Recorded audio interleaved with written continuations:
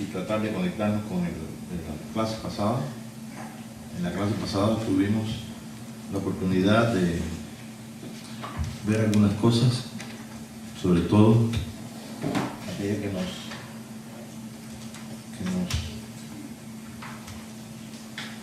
nos interesa en este tiempo, que es aquello que Dios está haciendo en nuestras vidas. Sabemos que esta es una gran oportunidad que el Señor nos está dando, porque las cosas de afuera van a seguir, el curso de la vida va a seguir, pero estamos buscando que el Señor pueda hacer con nuestras vidas, podamos ser de bendición en medio del pueblo de Dios. Para ello, lo que necesitamos es que nuestras vidas se restauren. Y yo quisiera comenzar donde empezamos la semana pasada, en el capítulo 2 del libro de los Hechos.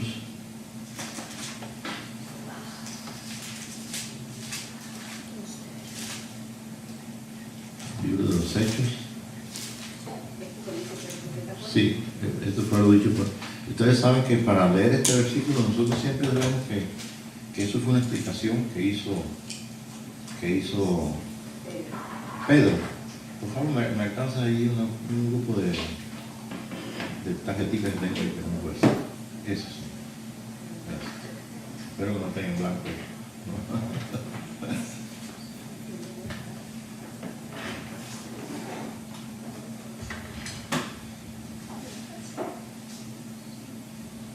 Ok, entonces vamos a leer lo que dice el capítulo 2. Ustedes saben que ellos tenían la esperanza, la promesa de que viniera el Espíritu de Dios. Esta es la segunda vez que el río de muerte de lo establecido del reino de Jesucristo en la tierra es la segunda vez que se abre en tiempo del Nuevo Testamento, o sea, en el tiempo de que Jesús se manifiesta como la gran promesa por el Mesías, el Cordero de Dios que quita el pecado del mundo.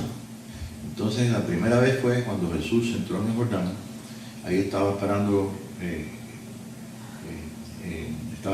ahí Juan, y Juan entonces no tuvo necesidad ni que el Espíritu de Dios le diera, porque vio tanta alegría y tanto gozo en aquel joven que venía. Yo lo miro de esa forma, me lo idealizo de esa forma, viendo a aquel joven que venía para ser bautizado, y era tanto el gozo, la realidad de lo que había en su ser, que realmente era algo contagioso. Él no tuvo necesidad que el Espíritu de Dios le dijera que era el Cordero de Dios. Simplemente lo recibió. Por eso es que en el momento de ser bautizado Jesús, Juan no quería, porque dice: tú eres mayor que yo, ¿cómo yo te voy a bautizar? Y Jesús le dice las palabras: es necesario que cumplamos toda justicia. La justicia de Dios no es nada más que el cumplimiento de la ley mosaica, la ley de Moisés. El cumplimiento de la ley de Moisés se complementa con los profetas. Todo lo que es el Antiguo Testamento es la ley y los profetas. De ahí vienen todas las historias de todo lo que ocurrió en el pueblo de Dios, en el pueblo de este judío, israelita, y toda la historia de lo que fue el norte y el sur. Y nosotros nos estamos identificando con ese pueblo del norte de Israel, porque ese pueblo fue disperso entre las naciones. Muchos de ustedes aquí tienen sangre judía y no lo saben, algún antepasado. Fíjense que si usted hubiera tenido un antepasado judío en el año 1600, todavía le sale la sangre, aunque haya sido una sola persona, porque esto es lo más tremendo que nosotros podemos llevar o traer de la vida. De ahí que hay una serie de leyes espirituales donde Él visita la maldad de los padres sobre los hijos hasta la tercera y cuarta generación. ¿Por qué visita eso? Porque no acumulamos toda la maldad de nuestros antepasados, sino que cada 4 generaciones van quedando atrás las herencias malas y las cosas que no debimos, o que sin nosotros haber hecho nada para obtener eso, lo hemos obtenido. de gracia porque vino a través de la herencia. Entonces Jesús tiene una conversación con Juan, lo vemos ahí a Jordán, y le dice al Señor que él tiene que cumplir la justicia, que él tiene que cumplir con aquello que se te fue encomendado. Entonces Jesús se dispuso entonces a introducirlo en las aguas. Cuando él se introdujo en las aguas de muerte de Jordán, inmediatamente que salió de las aguas de muerte, dice que los cielos se abrieron. Los cielos se abrieron sobre él.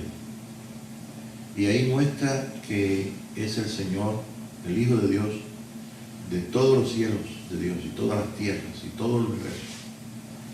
Y entonces dice que vino una voz que dijo que tú eres mi Hijo amado, directamente a él.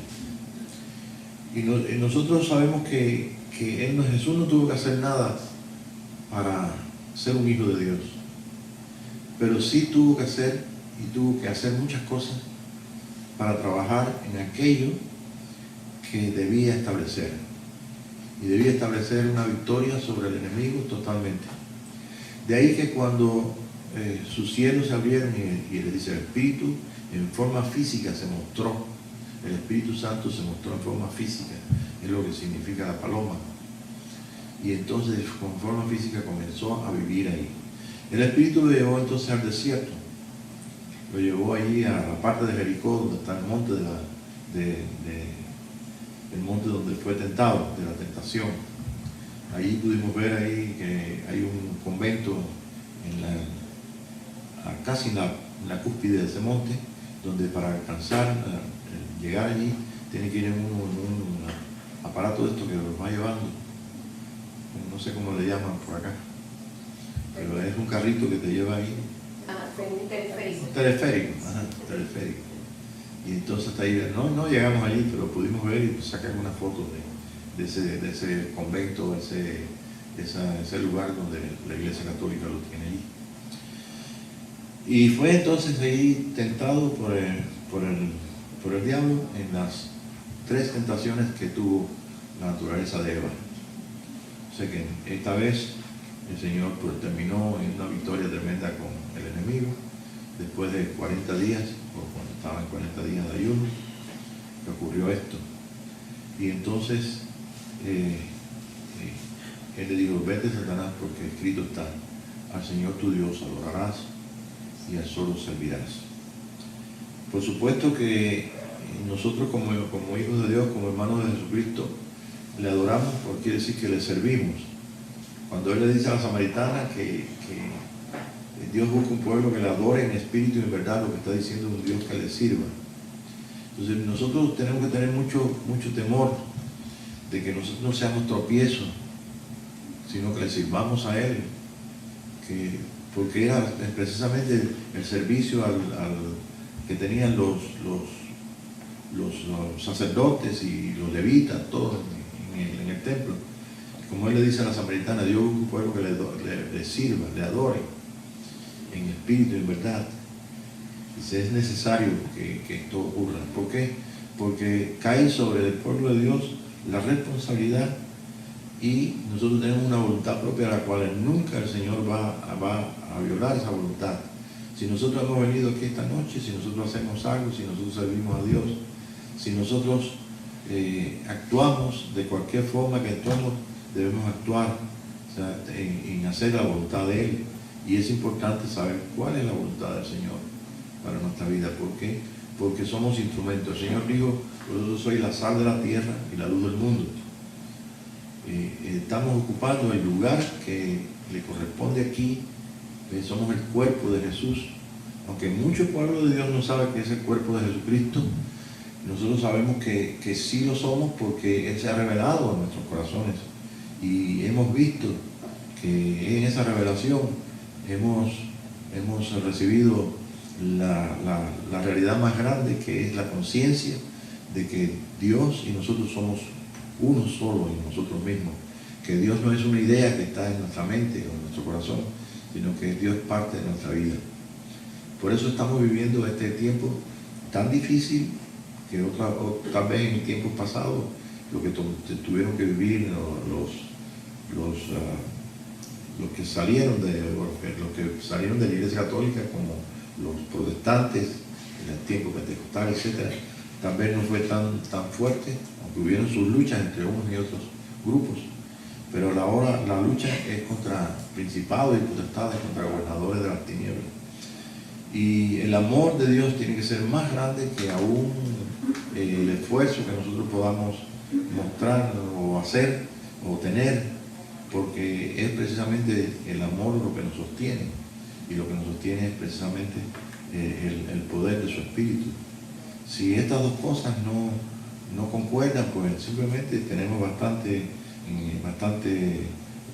material y bastantes iglesias que poder acudir, o si no, inventamos una nueva, ¿me entiendes? Porque donde están 2 o 3 reunidos, pues ahí está el Señor.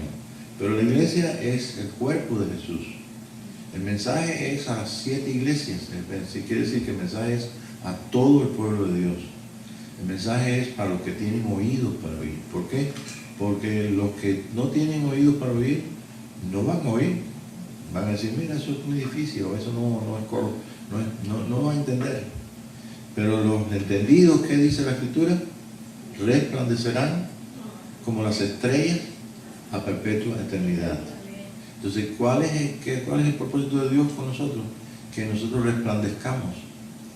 ¿Qué dijimos la semana pasada cuando vimos el monte de la transfiguración? Cuando Pedro dijo, esta es la venida.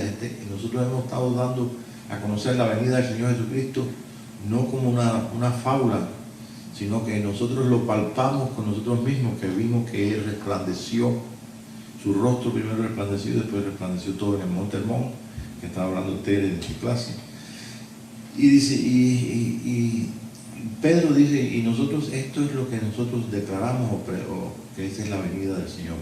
Y si quieren estar más seguros, tenemos como una llama en nuestro corazón que habla del amor de Dios y de Dios mismo. Cuando habla de fuego, ¿se recuerdan la zarza ardiendo?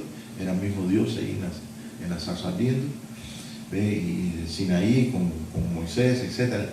Y nosotros vemos que dice Pedro, le estamos dando a conocer la venida del Señor como algo que es palpable. Quiere decir, no es una cosa de idea, no es algo que simplemente podemos decir que es una doctrina, una teoría, sino que es algo que tiene que ocurrir en la experiencia de su cuerpo, en la experiencia de aquellos que están siendo llamados para participar de lo más tremendo que podemos nosotros haber participado históricamente en el pueblo de Dios, que es la restauración de nuestra vida hasta ser llevada completamente a una manifestación de los hijos de Dios. Dice, esa es la venida del Señor Jesucristo. Vimos en clases pasadas que también el mismo Pablo decía que él no enseña nada que esté que no esté en la ley y los profetas, porque San Pablo enseñaba que todo lo que estaba en el Antiguo Testamento, que ellos tenían que vivir bajo la ley, era para traer a Jesús, y que las cosas que se encontraban en el Nuevo Testamento eran con relación a la venida del Hijo del Hombre, a la venida del Hijo de Dios, y que estas cosas que están que ahora nosotros las leemos en el Nuevo Testamento, ellos las estaban viviendo, ellos se estaban escribiendo las cartas. Pablo estaba escribiendo las cartas, Pedro y Jacobo y todos los que tuvieron que escribir, como Juan, etc. O sea que ellos vivieron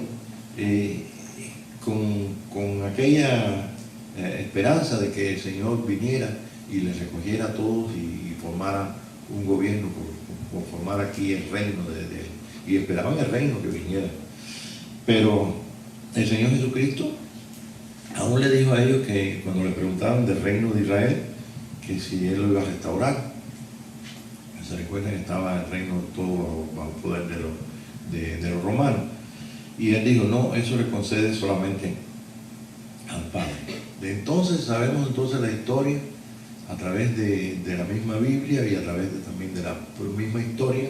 Sabemos todas las cosas que ocurrieron, sabemos la historia de la iglesia y sabemos hasta dónde hemos llegado. Hemos visto los distintos movimientos que han habido del Espíritu de Dios Y ahora, pues después del movimiento carismático, no se ha escuchado mucho más en las iglesias, a no ser de que muy buenos entretenimientos y muy buenos lugares, muy buenos clubes, chicos y grandes, y toda esa serie de cosas.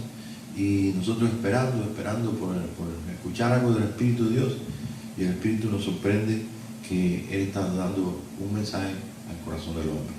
Dice el mensaje a las 7 iglesias, manda este mensaje a las iglesias, para el que tenga oídos para oír, escuche, oiga lo que el Espíritu dice a la iglesia. Entonces Dios habla para todos, pero nosotros somos responsables de responder a Él. Y el que tiene oídos, ¿quién es? El que tiene comunión, el que está respondiendo, el que no sabe por qué, pero tiene la conciencia de que el amor de Cristo le constriñe, y que todas las cosas que nosotros vivimos aún en la vida natural nuestra, eso no vino por casualidad, no fue porque se le ocurrieron a nuestro antepasado hablar español o hablar inglés o hablar lo que fuera, sino simplemente que aquí podemos decir hasta aquí nos ha ayudado el Señor, y hasta aquí tenemos un historial de experiencias sobre experiencias, experiencias sobre experiencias, y estamos entonces ahora palpando, viendo aquellas cosas que pueden ocurrir en medio nuestro y que realmente nos toca a nosotros vivir. No nos toca vivir lo que vivió el apóstol Pedro, no nos toca vivir más nada que aquello que nosotros tenemos que vivir, y lo que nosotros tenemos que vivir solamente en Cristo Jesús puede ser revelado por el Espíritu de Dios. ¿Ok? Bien, entonces el Señor Jesucristo llegó un día a los discípulos al final de su ministerio para mostrarles algo importante. Se llevó a 3, que vimos en días pasados, se llevó a 3 personas, entonces 3 de los discípulos, que es Jacobo, Pedro y Juan, se lo llevó al monte de Hermón, el monte de la transfiguración. ¿Qué creen ustedes que sea la transfiguración? ¿Qué está mostrando? ¿Qué está mostrando el Señor en la transfiguración? Está mostrando exactamente las palabras que Él decía: vosotros sois la luz del mundo. Está mostrando toda la plenitud de un hombre que realmente vive como hombre natural, pero también está mostrando la divinidad de Él aquí en la tierra. Y está mostrando que este es el final del camino nuestro, la victoria sobre toda la muerte. Pero para que esa victoria sobre la muerte pudiera nosotros ser alcanzada, que pudiera ser por nosotros alcanzada, tenemos nosotros que ver que hubo uno que cumplió no solamente la ley por nosotros, sino que esa justicia de la ley nos tocó completo, ni siquiera nos faltó nada, sino que nosotros hemos sido invitados a resplandecer como las estrellas a perpetua eternidad. ¿No dice así la Escritura en Isaías? Dice que nosotros podamos resplandecer como las estrellas a perpetua eternidad. Quiere decir que hay un hombre de luz que vive en nosotros. Y yo lo he dicho las veces que he visto y que he puesto la imagen esta aquí, que la única persona que yo conozco que tuvo una experiencia así en el hospital fue el hermano Ruri, que está en la presencia del Señor. Yo no sé hasta dónde él pudo entenderlo, hasta dónde pudo asimilarlo, pero realmente pasó aquella noche cuando él estaba ahí en el hospital, y el enfermero cada vez que venía y apagaba la luz, regresaba otra vez, volvía a encender la luz y lo revisaba. Y la tercera vez que pasó, le digo: ¿quién es usted? ¿Qué es usted? Y entonces le digo: ¿por qué me pregunta eso? Dice: porque todas las veces que yo he apagado la luz, su cama está resplandeciendo, está toda llena de luz. La otra persona fue una historia que también les he dicho, que aquel joven que simplemente le llamó: oye, ¿qué estabas haciendo tú en el baño allí? Dice: no, yo estaba orando en lenguas. Dice: ¿y qué pasó? Dice: no, es que yo soy Rosacruz y he aprendido a mirar. Dice: y cuando tú saliste del baño, tu rostro estaba iluminado. Entonces me dio la oportunidad de hablarle a él del Señor y me pidió un Nuevo Testamento. Porque a pesar de que él podía llegar a ver las personas que si estaban en su rostro, ¿me entiendes? Si se veían con más oscuras o más luz. Entonces, él simplemente se sorprendió porque nunca había visto esto. Nos pasa a todos nosotros tenemos ese hombre de luz dentro de nosotros. Es toda la vida, es la resurrección que tenemos dentro de nosotros. Nosotros no hemos recibido un poquito de Jesús, recibimos todo, la dádiva de Dios la recibimos completo. Él nos pagó por todo el precio de nuestra vida. Dios nos dio una nueva vida en Cristo Jesús. Y es importante que nosotros podamos tener una conciencia de quiénes somos nosotros. Y esa conciencia de quiénes somos y que Dios quiere que nosotros hagamos con nosotros y también que hagamos para poder servirle a Él en este tiempo de restauración de todas las cosas. Ok, el tiempo de restauración de todas las cosas, entonces vamos a leerlo. Ahí nos quedamos por el asunto de la grabación. Está bien. No se preocupe, yo tengo una cámara extra. Si no volvemos a dar la clase y ustedes me esperan, ¿ok? Está todo bien. Salimos a las 12. No se crean. El verso 16. A ver, comenzamos en el Capítulo 2. En el verso 17, ¿no? 17. Sí, 17. Y en los postreros días, dice Dios... Escuchen bien, en los postreros días. Dice Dios, derramaré de mi espíritu sobre toda carne. Y vuestros hijos, vuestras hijas profetizarán, y vuestros jóvenes verán visiones. Y vuestros ancianos soñarán sueños. Y de cierto, sobre mis siervos y sobre mis siervas en aquellos días, derramaré de mi espíritu, profetizarán, y daré prodigios arriba en los cielos, y señales abajo en la tierra, sangre y fuego y vapor de humo. El sol se convertirá en tinieblas y la luna en sangre, antes que venga el día del Señor grande y manifiesto, y todo aquel que invocare el nombre del Señor será salvo. Okay, escuchen bien. Esto dice que es una experiencia dentro del pueblo de Dios. Fíjense bien. Y esa experiencia dentro del pueblo de Dios habla de algo que el Señor va a hacer o está haciendo, o nosotros tenemos que, o dice que va a ocurrir. Eso no ha ocurrido en toda la historia del pueblo de Dios. Eso no es Pentecostés, eso fue después de Pentecostés que Pedro trajo esa profecía. ¿Sí? Y igualmente, después, ese es el capítulo 2. Sí. Y el hermano que trajo esto, que lo dijo ahí en el programa, hemos hecho propaganda del programa de Sir Roth. El pastor dice que él estaba leyendo y que el Espíritu le dijo, eso es para el 2017 al 2019, no, 20, 21. ¿Termina cuál? ¿En qué verso termina? 21. Y entonces, ¿por qué? Dios decía, pero le falta un cero. Dice, no, el Espíritu me dijo, uno es 1000 y 2 es 2000. 2017, 2018, 2019, 2020 y 2021. ¿En qué año estamos? 19, 20 y 21. Nos estamos quedando atrás. Tenemos que echar patín, como dicen allá, lo decíamos los muchachos, echar patín.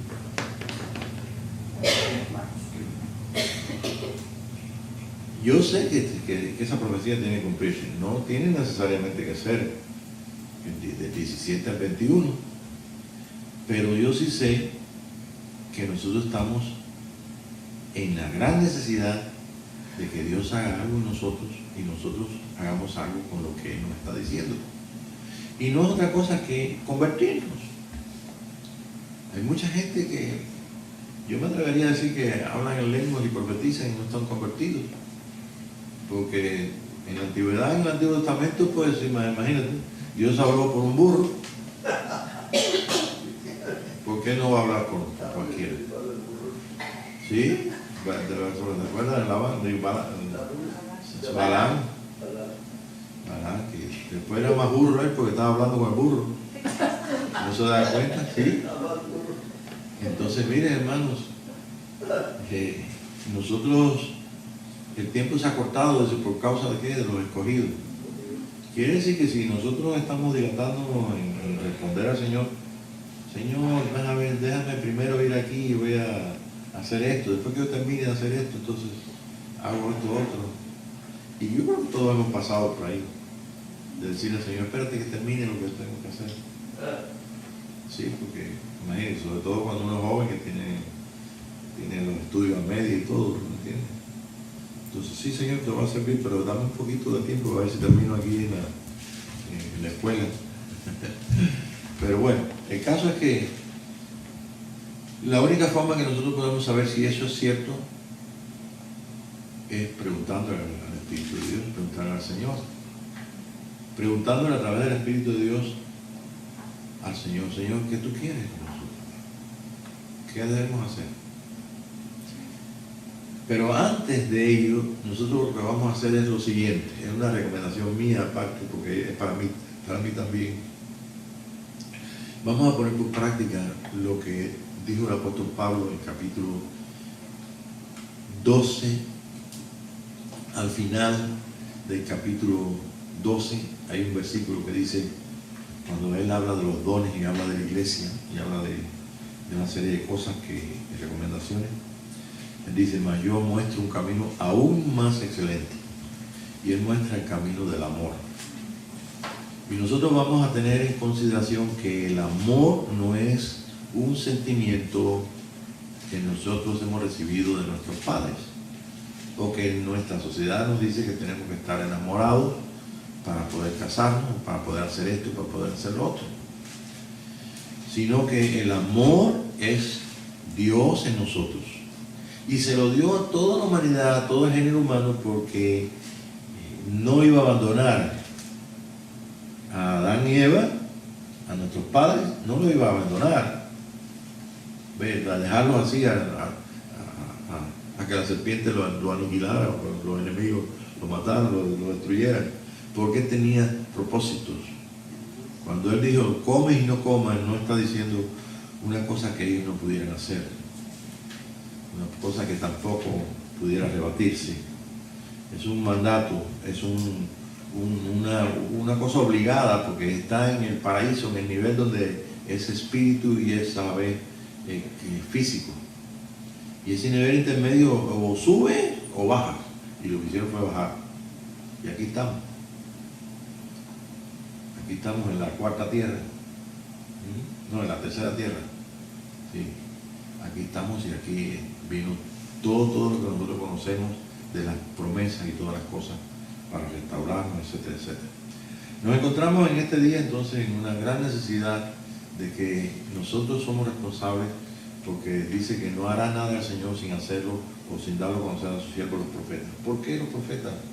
Porque el mismo San Pablo en ese capítulo 13, antes de leer ese capítulo 13, que vamos a leerlo, ¿sí? Nosotros simplemente debemos entender de que el Señor ha provisto todo para la salvación de todas las etapas en que su pueblo ha estado peregrinando sobre la tierra.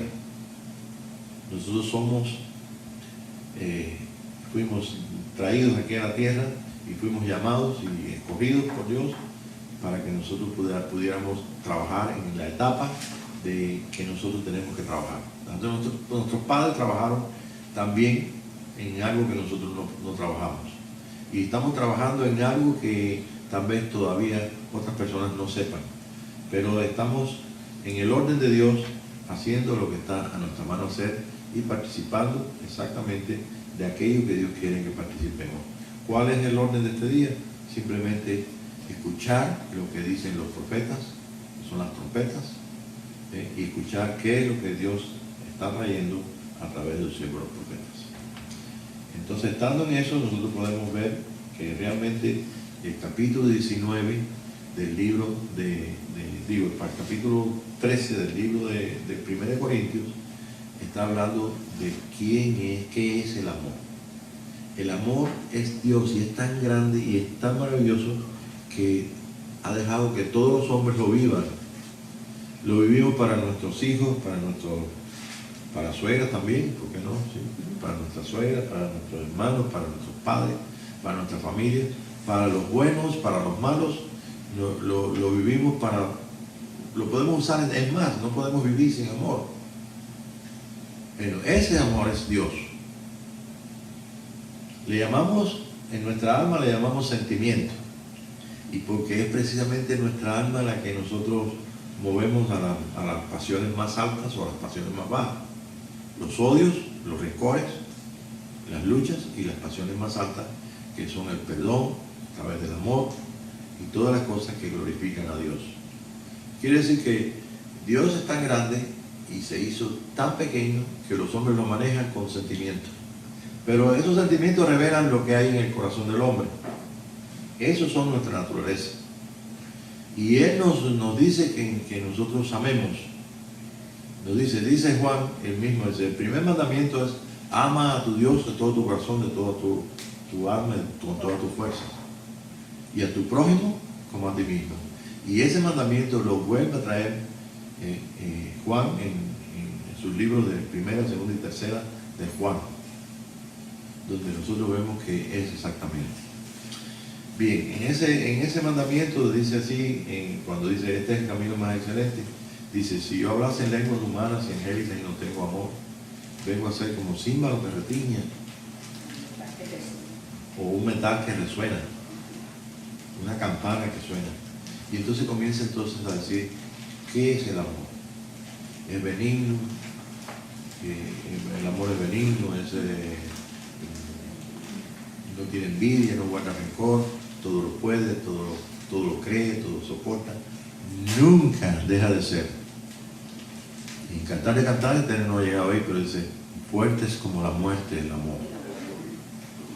Quiere decir que todo lo que nosotros hagamos sin amor y sin aplicar lo que es Dios en nuestra vida, nosotros no estamos glorificando al Señor con ello. Por tanto, es importante que nosotros podamos ver lo que sigue ahí. Entonces, cuando dice el amor es benigno, no guarda rencor, no busca el suyo, todo lo puede, todo lo cree, todo lo soporta, nunca deja de ser. Dice, pero dice, un día se van a acabar las profecías. ¿Cuándo? Cuando se cumpla el propósito de ese amor. ¿Cuál es el propósito de él? Llevarnos a ser los instrumentos de Dios para darle vida a la vida, a los hombres. ¿Y qué dijo el Señor de la luz? Que la pongamos debajo de un almud, o la pongamos para que ilumine toda la casa. ¿Y qué dice el capítulo 1 de Juan? No dice lo mismo, dice: y esa luz venía a los hombres, y esa luz es la vida de los hombres. Y los hombres amaron más las tinieblas que la luz. Entonces nosotros somos los que decidimos. Si usted no quiere obedecer lo que Dios quiera, Él no te condena. Pero las profecías se van a acabar un día. Y la oportunidad de nosotros entregarnos al Señor y condescender, esto es verdaderamente humillarnos al Señor y depender de Él, se van a perder. Porque el día de ayer ya pasó. Mañana todavía no sabemos. Simplemente vivimos un presente continuo. Y ese presente continuo tenemos que estar convencidos, tenemos que tener la realidad convincente en nuestros corazones de que Dios habita en nuestros corazones. Que nuestro corazón no es solamente yo. Que el Señor ha venido a nuestra vida. Tengo conciencia de Dios, y la conciencia de Dios la tengo porque puedo usarlo, a pesar de que no debía amar a una persona, la amo. No debía perdonarla, la perdono. ¿Por qué? Porque he descubierto de que puedo usar esto. Es como decir, tengo agua aquí y alguien tiene sed, yo le doy, si tengo agua, le doy el vaso de agua. Y usted tiene que perdonar a una persona y no la perdona, es porque no quiere darle lo que Dios te dio. Y así sucesivamente. El apóstol Pablo dice entonces en ese capítulo 13, dice que se van a acabar las profecías y que y se va a pasar también lo que van a pasar las cosas. Cesarán las lenguas. Cesarán las lenguas, ¿qué más? La ciencia acabará. La ciencia acabará. ¿Y qué más? Y la ciencia acabará. Pero el amor nunca deja de ser. ¿Verdad? ¿Y el otro qué dice? Porque en parte conocemos, en parte conocemos y en parte profetizamos. Mas cuando venga lo Cuando perfecto, venga lo perfecto, entonces lo que es en parte se acabará. se acabará. Ahora quedan estas tres cosas: la fe, la esperanza y el amor. Estos tres, y el mayor de ellos es el amor. La fe de nosotros es una. El autor de la fe sabemos quién es. Le conocemos. El amor es Dios. En nosotros usando a Dios. Eso le glorifica. Y la fe, la esperanza y el amor, la esperanza es la muerte del misterio. Usted tiene fe en algo y usted lo recibe, pues entonces ya lo recibe, hay que esperarlo. ¿Se ve? Esa es la muerte del misterio. La fe todos los días la usamos hasta alcanzar entonces a través de la fe lo prometido. Y lo prometido, entonces ya cuando viene lo prometido, pues entonces ya la esperanza no tiene por qué ser. Es la muerte del misterio. Se murió. Mas sin embargo, esta fe que ya queda en nuestros corazones no es otra cosa que la confirmación de lo que nosotros decimos en este día, que es nuestra fe. Nuestra fe es la certeza de las cosas que se esperan, la convicción de lo que no se ve. Ahora, haciendo un poquito más corto toda esta plática de esta noche, nosotros debemos debemos tener en consideración las palabras de Jesús del capítulo 17, también del libro de Juan. El capítulo 17 del libro de Juan comienza con una frase muy interesante. Dice: cuando estaba con ellos en el mundo, Señor, cuando estaba con ellos en el mundo. Yo leía muchas veces esta frase, decía: Señor, esta es como si fuera una oración cerrando todo, diciendo: hasta aquí, Señor, yo he cumplido todas las cosas que tú me diste. El amor con que tú me has amado, yo se lo he dado hoy para que sean, ¿qué? Uno.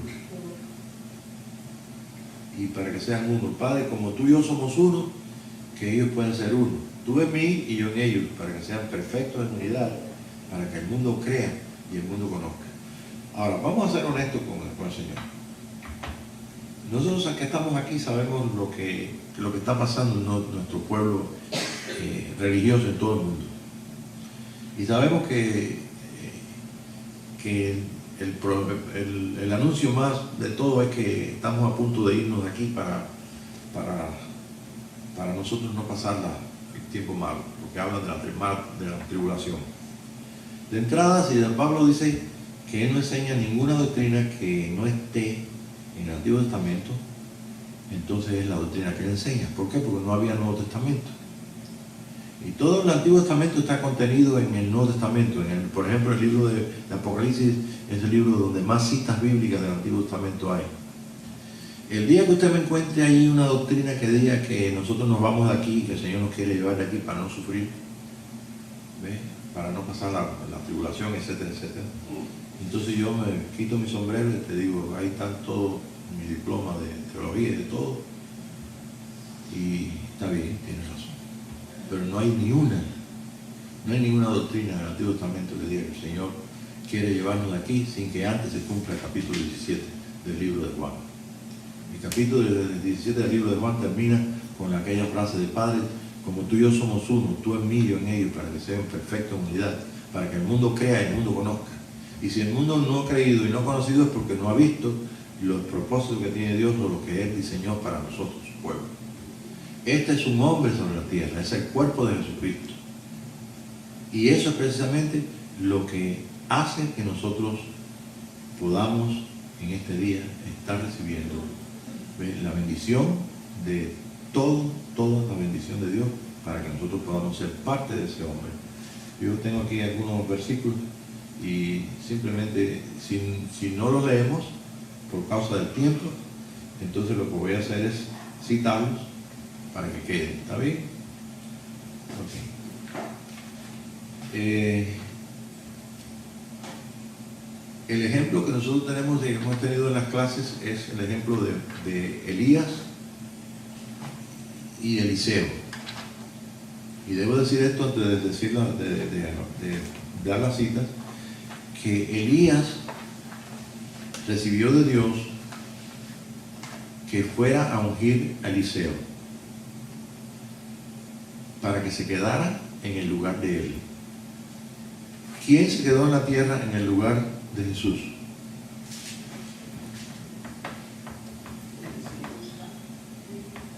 Nosotros. Se quedaron ahí los discípulos. Entonces Eliseo está en el lugar de Elías. Y entonces por eso es que Eliseo, Elías y los profetas le dicen, te van a quitar a tu señor, los profetas. Y Eliseo dice, callad.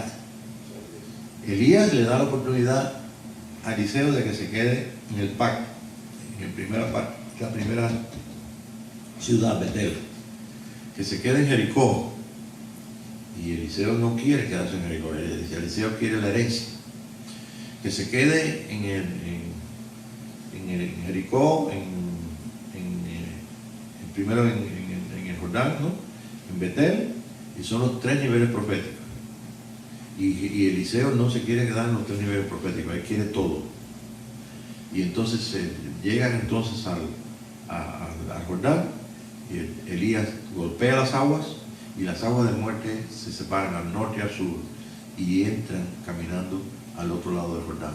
Mientras los 50 pastores que hablan de Pentecostés como la base de la iglesia y como el principio precisamente del entendimiento de estas cosas a través del Espíritu de Dios, entonces ellos se quedan esperando ahí, esos pastores, esos, mejor dicho, esos profetas. Y entonces Eliseo sigue con Elías. Elías sabe que se tiene que dar en su lugar, pero Eliseo le está pidiendo el poder que necesita para quedarse. Y esas son las 2 porciones del Espíritu. Esto es precisamente lo que la iglesia tiene que pedir al Señor. Y entonces, ¿qué es las 2 porciones de la iglesia? Las 2 porciones que nosotros tenemos no es otra cosa que el equipamiento del Espíritu para poder nosotros poder ser hijos de Dios y poder participar de todas aquellas cosas que son tan difíciles de entender y tan difíciles de poder usar. Pero a través del poder del Espíritu sí podemos usar. Y esto lo esperaba a Eliseo, y Eliseo quería enormemente. Lo que le dijo Elías a Eliseo es precisamente que él tenía un requisito, era una cosa difícil lo que le había pedido, pero el requisito que era tenía que verlo ascender. Y dijo, cuando tú me veas ascender, entonces si me vieres ascender, entonces te dará todo. Y él sabía cuál era el instrumento para darle. El mismo instrumento que usó Elías para ungirlo a él, es el mismo instrumento que ahora él quería que fuera sobre su cabeza. Al ser separado le gritó para que supiera Elías que lo estaba mirando. Padre mío, carro de Israel y su gente de caballo. Estaba mirando todo el escenario, todo lo que no se veía, lo que él quería ver, lo vio. Mientras los 50 profetas, ellos no estaban viendo nada, ellos estaban del otro lado. Entonces cayó el manto.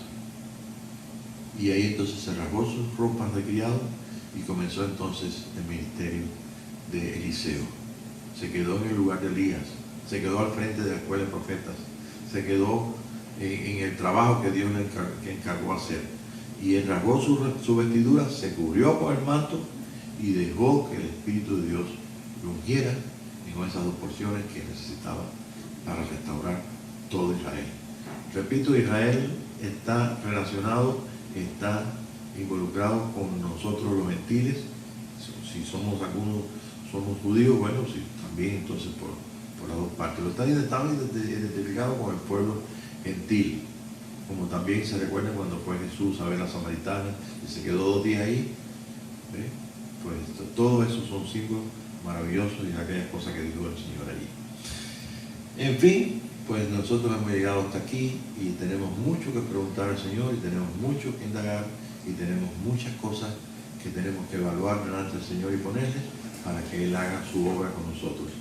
No se preocupen, no hay nada difícil que Dios no pueda restaurar en ti. No hay nada diferente que Él no pueda hacer. Él puede todo. Él está para trabajar con tu corazón, pero tiene que trabajar de acuerdo contigo. Bueno, yo voy a saltar, ustedes pueden leer para que se queden en el video. En Primera de Reyes 19, del 8 al 13. Primera de Reyes 19, del 14 al 16, de lo que estaba hablando. En Primera de Reyes 19, del 14 al 16, ya lo dije. Y vamos a considerar Juan 17 completo, para que lo lean en la casa. Quiero dar un versículo muy importante en Juan 16, 21. Es pero muy importante. No le voy a decir lo que es para que entonces pueda buscarlo bien. Juan 17, del 15 al 18. Completo. Las palabras de Pilato en Juan 18, 36 al 37. Pentecostés, Hechos 2, del 15 al 21. Y Joel 2, que es la palabra misma que trae Pedro, del 28 al 32.